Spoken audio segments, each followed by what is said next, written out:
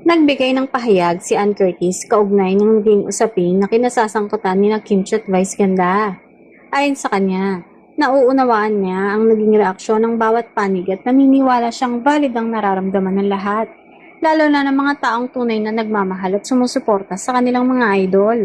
Ayon pa kay Ann, umaasa siyang hindi na lumaki pa ang issue dahil wala itong maidudulot na mabuti sa sinuman.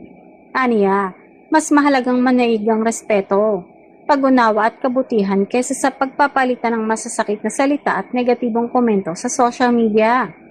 Binigyan din ng aktres at TV host na nananatiling matatagang samahan ng mga host ng It's Showtime. Aniya, isa silang pamilya sa programa at mas pinipili nilang ayusin ang anumang hindi pagkakaunawaan sa maayos na paraan. Dagdag pa niya, normal lamang na magkaroon ng hindi pagkakaintindihan paminsan-minsan, lalo na sa isang grupong matagal nang magkasama sa trabaho. Nanawagan din si Ann sa publiko at sa kanilang mga tagahanga na pairalin ng kabutihan at iwasang palawakin pa ang issue. Hiling niya na ipagpatuloy na lamang ang pagsuporta sa buong It's Showtime family at magbigay ng positibong energy sa isa't isa.